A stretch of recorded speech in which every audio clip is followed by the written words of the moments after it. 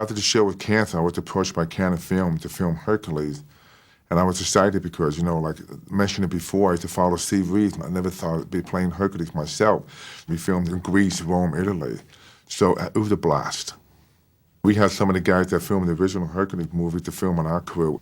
It was great because they gave me a chance to make a movie without the green makeup. And I knew a lot of people were going to see the film, and I wanted to be in the best shape of my life because once you do a film, movie's permanent. I trained very hard every day for 3 months straight.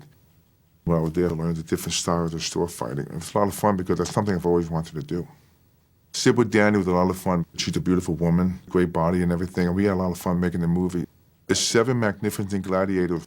We did a lot of sword fighting, a lot of funny stunts in the movie. I had probably one of the best times in my life because it gave me a chance to relive of all the movies I've seen as a child, like Spartacus.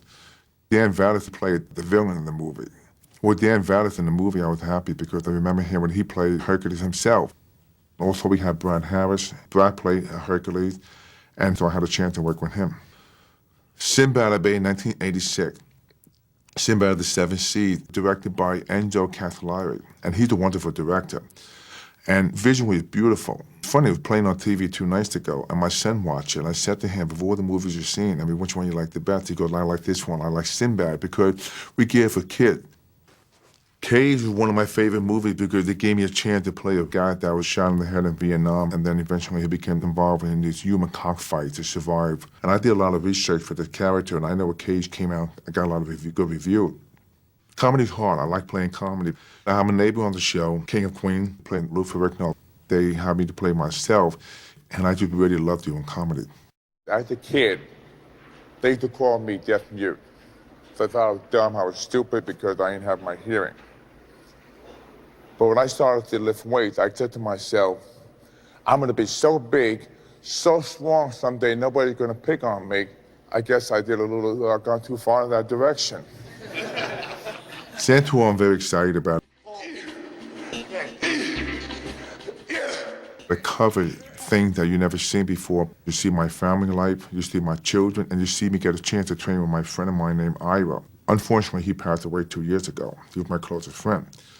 But we really put our heart and soul in this film. I wanted people to see what my real life was. I did not want it to be a whitewash movie. All right, Joe, bye-bye. I talk about relationship with my father.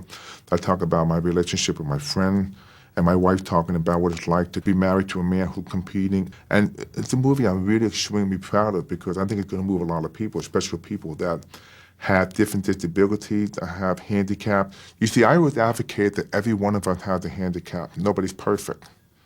But that's something that we don't talk about much. So that's why I came openly and talking about this, and people to see the naked side of me. And I think it's something I'm very proud of. Ang Lee is a huge fan of the Hulk. I mean, Ang is just like loves the Hulk. He grew up with the Hulk. He probably seen every episode. I mean, I was just blown away. I was very tickled by it. So he wrote part for me in the film at the cameo. After I did the scene, the whole crew clapped. You could tell that everyone in the crew was excited about having me in the film. The Hulk is going to be done computer generated, and they're using special effects no one's seen before, and I think it's going to be a huge hit. Now, bodybuilding is so popular.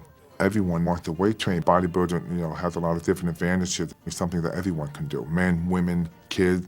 I still do personal training now, but doing it for 25 years, and I see people from all over the world. I teach them the proper way to train, the proper way to eat, the proper way to have a good lifestyle, have a positive attitude. I like motivating people. And that's something I enjoy doing. I just started a new personal training business. I'm having probably the best training facility in California. A lot of people like to come to me because being a world champion myself, they get the best kind of advice from me. If you want to make it more difficult, bring it to here. My son's working out now. He's like 18 years old and he's buff.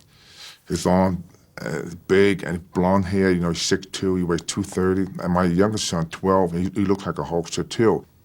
A well-balanced family life, that's my greatest satisfaction. To me, everything else is secondary.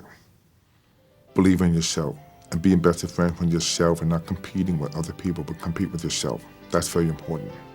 I love bodybuilding, I like keeping in shape. If I never discovered bodybuilding, never done that, I'd probably gone the other way, negative, and probably end up being sheltered with myself, being introverted, and feeling that I could not amount to anything. But I learned to become best friend with myself and my body. I used that discipline to achieve the other things I want to do in life.